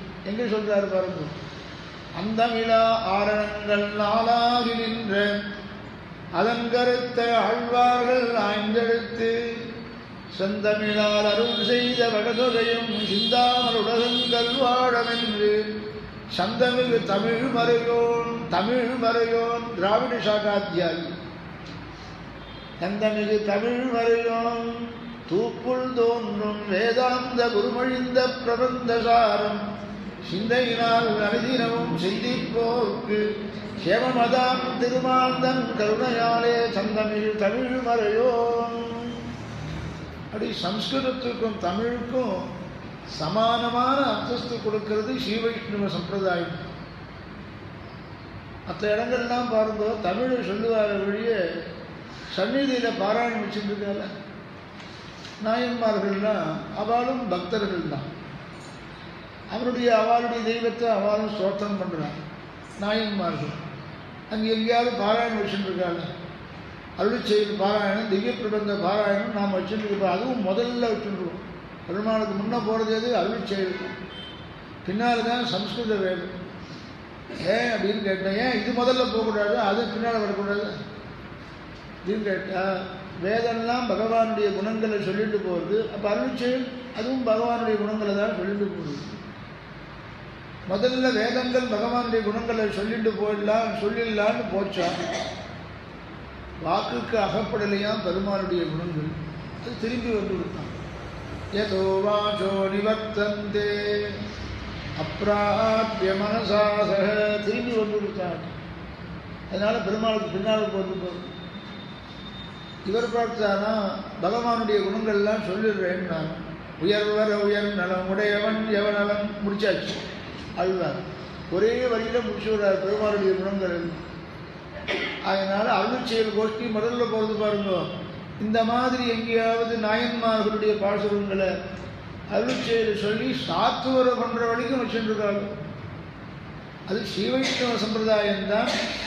தமிழ் வேதத்தை சம்ஸ்கிருத வேதத்துக்கு சமானமான ஒரு அந்தஸ்து கொடுக்கிறது ஸ்ரீ வைஷ்ணவ சம்பிரதாயம். ஸ்ரீவைகுண்டத்தில் போய் தமிழில் பேசுகிறான்னு சொன்னாக்க, நம்ம ஆச்சாரியார் சொன்னான்னு, அது எவ்வளவு அந்த பாஷைக்கு முக்கியத்துவம் கொடுத்துருக்கா ஸ்ரீ வைஷ்ணவ சம்பிரதாயங்கிறது நாம் தெரிஞ்சுக்கலாம். என்ன அகஸ்திய பாஷைங்கிற தேசிகன். விந்தியஸ்தம்பாத் அபிகதகதேஹே விஸ்வகாஜாந்த சிந்தோஹோ கும்பீசூனோஹோ அசுரதபல கிராசின ஸ்வைர பாஷா. தமிழ் பாஷை என்ன வசத்தியா தேசிகன் பேசுறாரு. கிராசின ஸ்வைர பாஷா நித்யம் ஜாதா ஷடரிபுதனோஹோ நிஷ்பதந்தி உகாத்தே பிராச்சீனானாம் ஸ்ருதி பரிஷதாம் பாதுகே பூர்வகன்யா அப்படின்னு அகஸ்தியருடைய தமிழ் பாஷையை வசத்தியா பேசுகிறார் சுவாமிஜி. அப்படி ஆச்சரியமாக அந்த திருவாழ்மொழியை கொண்டாடுறார். அந்த மாதிரி என்ன சொல்கிறோம் அப்படின்னு கேட்டால், சம்ஸ்கிருத பாஷை தமிழ் பாஷை கம்பராமாயணம் வால்மீகி ராமாயணம் ரெண்டையும் சேர்த்து பார்த்தாக்க அந்த மொழிகளுக்குள்ளே இருக்கக்கூடிய மாதுரியம் இனிமை எவ்வளவு ரெண்டு மொழிக்கும் சமமாக இருக்கு அப்படிங்கிறது நாம் அனுபவிக்கலாம். ரெண்டையும் சேர்த்து அனுபவித்து பார்க்கணும். அப்படி அந்த தேசத்தில் இருக்கிற மந்திரிகள்லாம் எப்படி இருக்கா, ராஜாவுக்கு மந்திரிகள் நல்லா அமையணும்னு சொன்னார். ஆஞ்சநேயன் சுக்ரீவருக்கு அமைஞ்ச மாதிரி. ஆஞ்சநேயன் இல்லைன்னா ராமனுடைய சக்கியம் ஏற்பட்டிருக்குமா? சுக்ரீவனுக்கு பட்டாபிஷேகம், சுக்ரீவ பட்டாபிஷேகம் தான் நடந்திருக்குமா? நல்ல மந்திரி இருந்தால், ஆஞ்சநேயன் இருந்தால் சுக்ரீவனுக்கு அபிப்பிரதானம் பண்ண வச்சு பட்டாபிஷேகம் வழியும் சுக்ரீவ பட்டாபிஷேகம் நடந்ததே காரணம்னு நல்ல ஆச்சாரியன் இருந்தான். அதான் காரணம். நல்ல ஆச்சாரியனை நல்ல மந்திரிகை இழந்தான் ராவணன். அதனால் அவன் வீழ்ந்தான். நல்ல மந்திரிகள் இருக்கணும். சுவாமி தேசிகன் சாதிக்கிறார், நம்ம ஸ்ரீவைஷ்ணவ ஆச்சாரியர்கள் பகவானுக்கு சரியான மந்திரிகள். நல்ல ஜீவாத்மாவுக்கு நல்ல ஞானத்தை கொடுத்ததோடு மட்டுமல்லாமல் பகவானிடத்தில் போய் நமக்கோசரம் வாதிட்டு இந்த ஜீவனுக்கு மோட்சம் கொடுக்கலாம், ஒன்றும் தப்பு இருக்கு. இவன் எல்லா அபராதத்தையும் சரணாகதியினாலே போக்கிட்டு எந்த விதமான கர்ம சம்பந்தமும் இல்லாதவனாக, கர்மபலனை அனுபவிக்க வேண்டிய அவசியம் இல்லாதவனாக, பரிசுத்தமான ஆத்மஸ்வரூபத்தை உடையவனாக இப்போ ஆகிவிட்டான். ஆகையினால இவனை அங்கீகரிக்கலாம் என்று ஆச்சாரியன் பெருமாளுக்கு சரியான மந்திரியாக இருந்து நல்ல சிபாரிசு பண்ணி அனுப்புகிறார். அப்படிப்பட்ட பகவானுக்கு சரியான மந்திரிலேயே யார் சரியான மந்திரின்னா உடையவர் தான் சரியான மந்திரி. ராமானுஜர் தான் சரியான மந்திரியம். அது பகவான் கிட்ட நாம் எல்லோரும் நெருங்கும்படி நமக்கு ஞானத்தை எளிமையாக்கி, நாராயணன் தான் உயர்ந்த தத்துவங்கிறதெல்லாம் நமக்கு அண்ணலி ராமானுஷன் வந்து தோன்றி அப்பொழுது நன்னருஞானம் தலை கொண்டு நாரணர் காயினரே. எப்போ ஸ்ரீபெரும்புதூரில் வந்து அவதாரம் பண்ணினாரோ அப்பொழுது எல்லாருக்கும் நாராயணனுக்கு அடிமை, நாராயணனை சேர்ந்தவா நாம அப்படிங்கிற நாராயண சப்தத்தினுடைய அர்த்தத்தை எல்லாம் நமக்கு புரிய வச்சு அவன் திருவடியில் நாம் கைங்கரியம் பண்ணுறது தான் வசத்திங்கிறது ஞானம். பகவான் கிருஷ்ணனாக வந்து அவதாரம் பண்ணின பொழுது அவன் உபதேசம் பண்ணான், மன்மனாபவ மத்பக்தோ மத்தியாதீமாம் நமஸ்து. யாராவது ஜனங்கள் கேட்டாளா? இல்லை, கீதையை கேட்டுண்டா உபதேசம் பண்ணும்போது நல்லா இருந்தது, கீதோபதேசம் பண்ணும்பொழுது நல்லா சாவியமாக கேட்கும்படி இருந்தது, அனுஷ்டானம் பண்ணாலன்னா பாண்டவாலே மோட்சத்துக்கு போலியே, கிருஷ்ணனையே ஆசிரியிச்சாலே மோட்சத்துக்கு எங்கே போனாங்க? சொர்க்காரோகணம் தானே பண்ணான். பாருங்க, பீமன் போன வழின்னு காமிக்கிறான். பத்ரிகாசிரமத்துக்கு போனால் பீமன் இப்படி போனான், தர்ம சகாதேவன் இப்படி போனான், தர்மபுத்திரர் இப்படி போனார் அப்படின்னு அங்கே காமிக்கிறார். பாருங்க, பத்ரிகாசிரமத்தில் சொர்க்கத்துக்கு போனான்னு சொல்லி பெருமாள் கிட்டக்க இருக்கார். சரணாகதி பண்ணிட்டு மோட்சத்தை கேட்டுக்கலாமோ இல்லையோ? பெருமாளையே குறைப்பட்டுக்கிறார். இவ்வளவு நெருங்கி நான் பழகினேன், எங்களிடத்துல மோட்சம் வேணும்னு கேட்குறேன். மிருதூகி பைபூயது, ரொம்ப நெருங்கினா தப்புப்பா, மோட்சம் வேணும்னு கேட்கக்கூடாது. மோட்சம் கேட்பான்னு நினச்சி அவன் நெருங்கி பழகினா மோட்சத்தை கேட்க மாட்டேங்கிறான். பெருமாள் வருத்தப்பட்டிருந்தார். அவஜானந்தி மாமூடாக மானுஷேம் தனுமாஸ்ரிதம் பரம்பாவமஜானந்தா மமபூதமேஸ்வரம் அப்படின்னு சொல்கிறாரு. வருத்தப்பட்டுன்றான். ஜனங்கள் என்னை புரிஞ்சுக்கல, என்னை மனுஷன்னு நினச்சிருந்தாரே ஒழிய பரத்துவங்கிற புத்தி இல்லையே, ஈஸ்வர தத்துவங்கிற புத்தி இல்லையே. ஈஸ்வர தத்துவம் நம்மிடத்தில் நெருங்கி வந்து பழகிறது அப்படின்னு யாரும் தெரிஞ்சுட்டாக்க எல்லாரும் மோட்சத்தைன்னு கேட்டிருப்பா அப்படின்னு வருத்தப்பட்டுனானா. அந்த வருத்தத்தை போக்குறதுக்கோசரம் கிருஷ்ணன் என்ன பண்ணார்னா, நம்ம ஈஸ்வர தத்துவமாக போட்டுண்டு போன வேஷம் சரியில்லை, அதுதான் தப்பு. நாம் ஆச்சாரிய வேஷம் போட்டுண்டாக்க ஜனங்கள்லாம் சொன்னதை கேட்டுடுவா அப்படின்னு நினைச்சுட்டான் பெருமான். மண்மிசையோனிகள் தோறும் பிறந்து எங்கள் மாதவனே கண்ணுரனுக்கிலும் காண இல்லா உலகோர்கள் எல்லாம் அண்ணலி ராமாம்சம் வந்து தோன்றிய அப்பொழுதே. ஆக பல அவதாரங்களை பண்ணி சாதிக்க முடியாத அந்த ஒரு சமாச்சாரத்தை ராமானுஜர் வந்து எப்போ ஸ்ரீபெரும்புதூரில் தோன்றினாரோ அப்பொழுதே அவனே வேஷத்தை மாற்றி போட்டு ஆச்சாரியால் ரூபத்தை எடுத்துன்றதுனால பீடகவாடை பிரானார் பிரமகுருவாகி வந்துங்கிற பாசுரப்படி பிரம்மத்தை உபதேசம் பண்ணுற ஆச்சாரியனாக வந்தான். இந்த ராமானுஜர் மாதிரி உசந்த மந்திரி பெருமானுக்கு யார் கிடைப்பார்? அப்படி நம்முடைய ஹிதம் எதுவோ அந்த ஹிதத்தை உபதேசம் பண்ணார் ஆச்சாரிய சிரேஷ்டனான பகவத் ராமானுஜர். அந்த மாதிரி தசரத சக்கரவர்த்திக்கு மந்திரிகள்லாம் எப்படி அமைஞ்சிருந்தான்னு கேட்டால், மந்திரிகள் எல்லாம் அமையணுமா? தஸ்ய அமர்த்தியாக, அமர்த்தியாகனா மந்திரிகள் அர்த்தம்.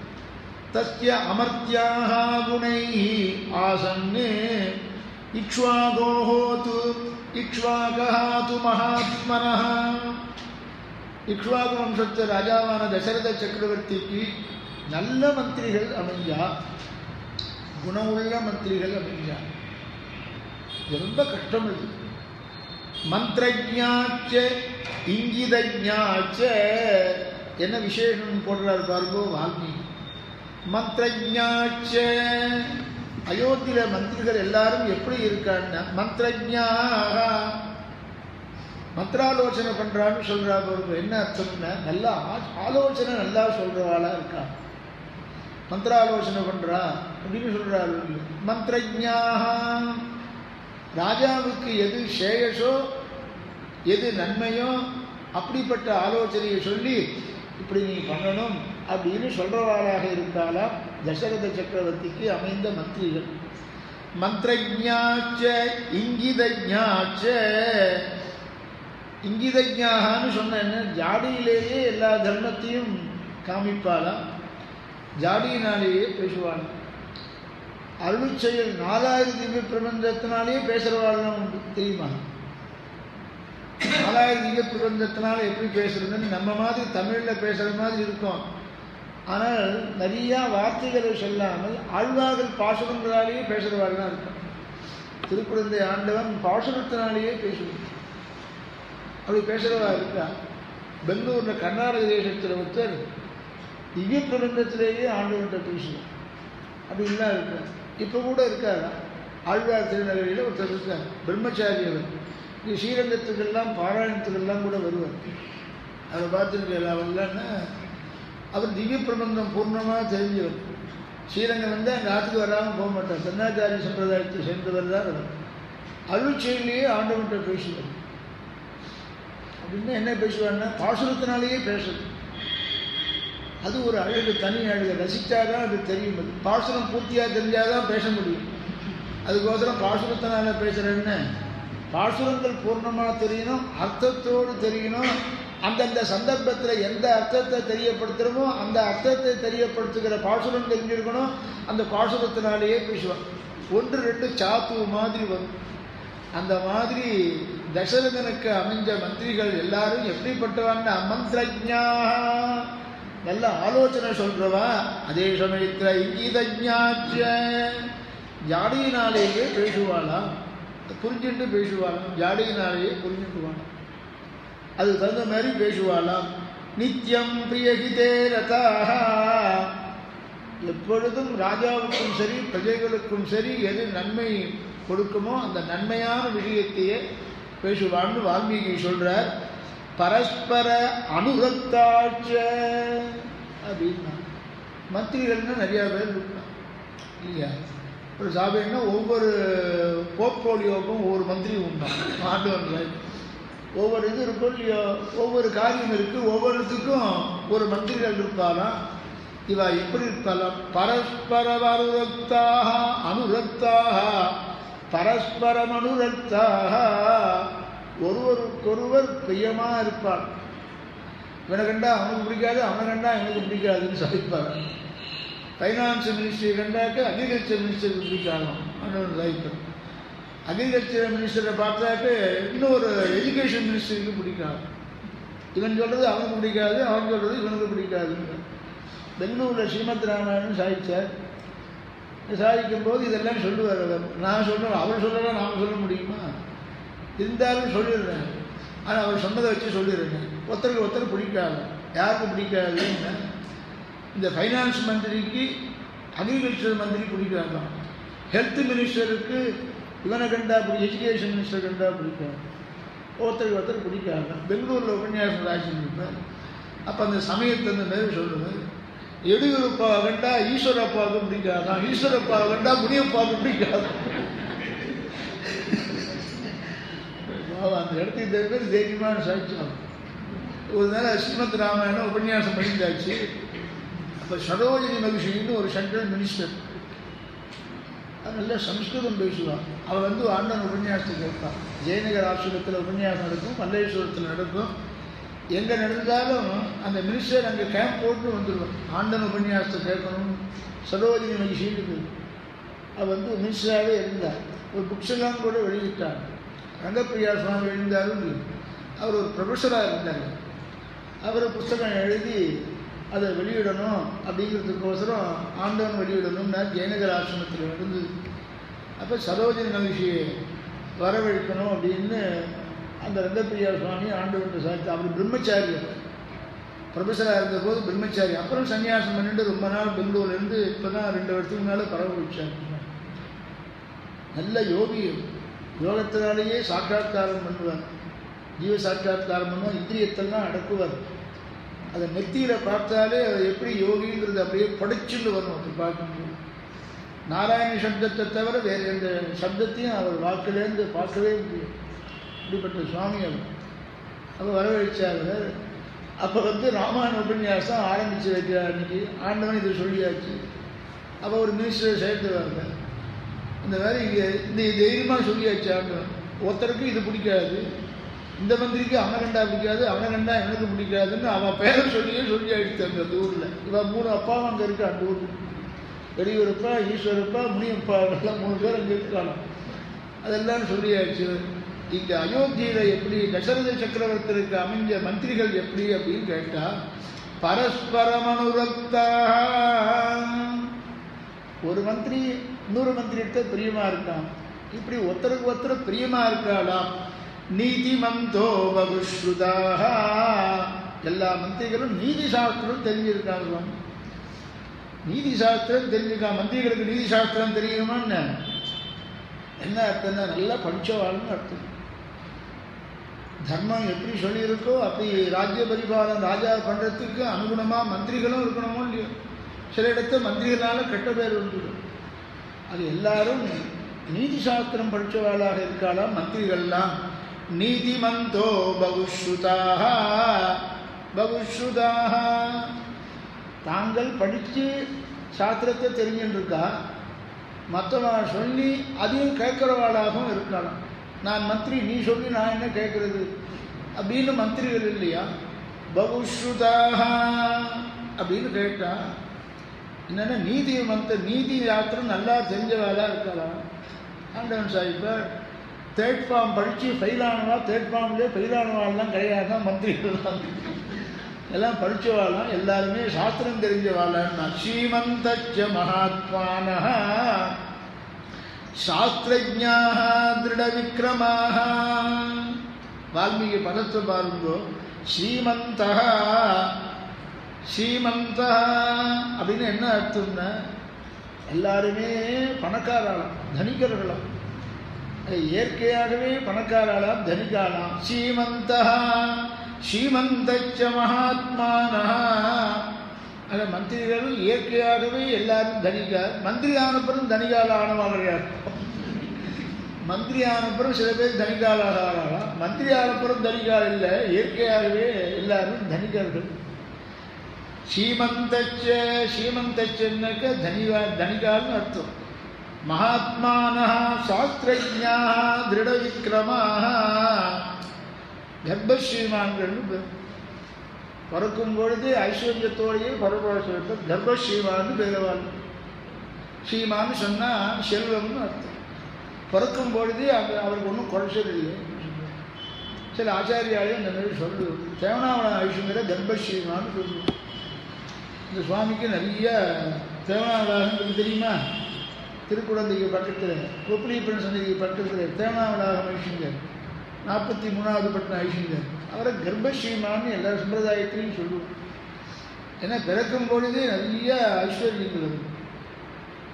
ஆகையினால அப்படிப்பட்ட ஐஸ்வர்யனுடைய ஸ்ரீமந்தஸ்ய மகாத்மானஹ சாஸ்திரஜ்ஞாஹ திருடவிக்ரமாஹ கர்ப்பஸ்ரீமான்களாக இருக்காலாம். தசரத சக்கரவர்த்திக்கு அமைஞ்சதான மந்திரிகள் அத்தனை பேரும் நல்ல வம்சமா, நல்ல சாஸ்திரம் படிச்சிருக்காலாம்.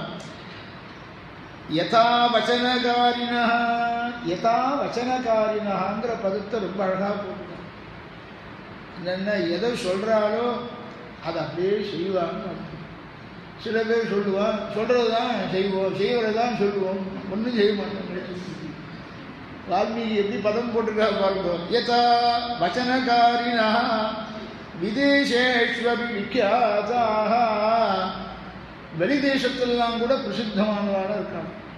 இந்த மந்திரியை பார்த்தா அந்த பாரத தேசத்தில் இருக்கிற அந்த மந்திரி இருக்கா பாருங்க, அக்ரிகல்ச்சர் மந்திரி, ஃபைனான்ஸ் மந்திரி அப்படின்னு வெளிதேசத்தில் இருக்கிறவாள்லாம் எக்ஸாம்பிளுக்கு இவரை கூப்பிடுவாளாம். பாரத தேசத்தில் இருக்கிற அயோத்தியில் இருக்கிற மந்திரிகளை உதாரணத்துக்கு காண்பிப்பாளாம்.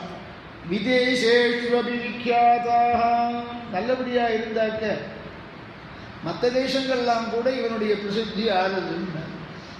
சில பேர் பிரசித்தி ஆகிறதுக்கோசமே வெளியூர் போவாளாம். ஆண்டு அதுவரை சாப்பிட்டாலும் பிரசித்தி ஆகிறதுக்கோசரம் எத்தனை தடவை வந்தார் அப்படின்னா, இவ்வளோ தடவை வந்துவிட்டார், இவ்வளவு செலவு எழுந்ததுன்னு ஒருத்தன் கணக்கு எழுதணும். அதெல்லாம் நோட் பண்ணிட்டு நான் இவ்வளோ தூரம் இத்தனை தடவை அவர் போயிருக்கார், இவ்வளவு செலவு ஆகிருக்கு அப்படிங்கிற பாருங்க.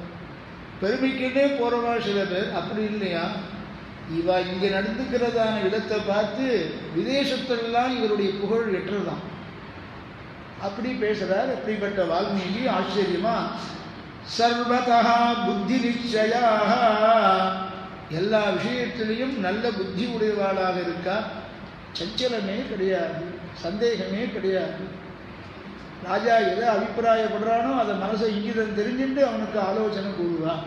இந்த சமயத்தில் இப்படி தான் ராஜாவினிடத்தில் நடந்துக்கணும், இந்த சமயத்தை இதை சொல்லணுங்கிற இங்கித ஞானமானது அவளுக்கு. விதேசேஷ்வபி விக்யாதாக, தேசாந்தரத்திலெல்லாம் மற்ற தேசத்திலெல்லாம் கூட பிரசித்தமானவாக இருக்கா. குரோதாதி காமார்த்தஹேதோர்வா நப்ரூயு அனுதம் வச்சஹ, ரொம்ப அழகாக பேசுகிறா பாரு. கோபத்தினாலேயோ காமத்துக்காகவோ பொய் சொல்ல மாட்டோம். கோபம் வர சமயத்தில் சில பேர் பொய் சொல்லிடுவாங்க, காமத்துக்காக சில பேர் பொய் சொல்லிடுவாங்க. அந்த மாதிரி மந்திரிகள்லாம் அப்படி கிடையாது. குரோதாதி காமார்த்தஹேதோர்வா நப்ரூயு அனுதம் வச்சஹ, பொய் சொல்லவே மாட்டாங்க. அப்படிப்பட்ட மந்திரிகள்லாம் கிடைப்பாரா பாருங்கன்னா. நீதி சாஸ்திர விசேஷஜ்ஞா சததம் பிரியவாதினா, எப்பொழுதும் பிரியத்தையே சொல்லுவாளா. அது ஹிதம் கலந்த பிரியமாக இருக்கும். பிரியம் வேறு ஹிதம் வேறுன்னு இப்போ சொல்லிட்டு பிரியவாதினகான்னு சொன்னால் என்ன அர்த்தம்னா, ஹிதம் கலந்த பிரியமான வார்த்தையே எப்பொழுதும் சொல்லிட்டு இருப்பாள்.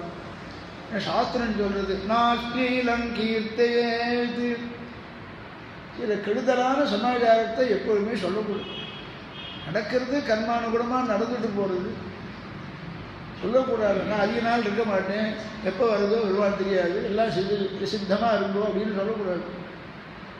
நீ சித்தமாக இருந்துக்கிற கடன் தான் 90 வயசு இருக்கும். சித்தமாக இருக்கிறன்னா 90 வயசு இருப்பான், 100 வயசு இருப்பான். அஸ்லீலமான வார்த்தையை சொல்லக்கூடாதுன்னு சாஸ்திரம் சொல்றது.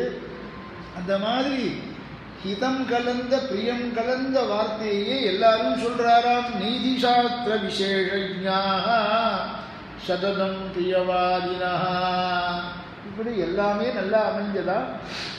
அப்படிப்பட்ட ராஜாவுக்கு தகுந்த மாதிரி மந்திரிகளும் அமைஞ்சா, லோகமும் அப்படி க்ஷேமமாக இருந்தது. இப்படி கோசல தேசம் என்ன, சரியு நதி என்ன, தசரத சக்கரவர்த்தி என்ன, அவளுடைய மந்திரிகள் என்ன, எல்லாமே நல்லா அமைஞ்சுதான். பின்ன என்ன குறைச்சல்னா புத்திரன் இல்லைங்கிற குறைச்சல் மாத்திரம்தான். இப்போ புத்திரகாமேட்டி யாகத்துக்கு வந்துடணும். இப்போ தசரத சக்கரவர்த்தி அஸ்வமேத யாகத்தை ஆரம்பிக்கிறதுக்கு வேண்டிய ஏற்பாடெல்லாம் பண்ண போகிறார். அதுக்கு யார் யார் அஸ்வமேத யாகத்தை பண்ணும்படியாக சொல்கிறார், எப்படி பண்ணுறார்? புத்திரகாமேட்டி யாகத்தை யார் பண்ணுறா, அஸ்வமேத யாகத்தை யார் பண்ணுறா? ஆச்சாரியன் வேணுமோ இல்லையோ, அஸ்வமேத யாகத்துக்கு யார் ஆச்சாரியன், யாரை கொண்டு பிரதானமாக கொண்டு பண்ணுறார்? புத்திரகாமேட்டி யாகத்தை யார் கொண்டு பண்ணுறார்? அஸ்வமேத யாகம் என்ன, புத்திரகாமேட்டி யாகம்னு என்ன, இந்த ரெண்டு யாகத்துக்கும் என்ன சம்பந்தம் அப்படிங்கிறத நாளைய தினத்தில் ஆச்சாரியர் அனுகிரகிப்பார். ஸ்வஸ்தி பிரஜாபிய பரிபாலயந்தாம் நியாயேன மார்கேண மகிம் மகிஷாः கோப்ராஹ்மணேभ्यः சுபமஸ்து நித்யம் லோகாः சமஸ்தாः சுகினோ பவந்து.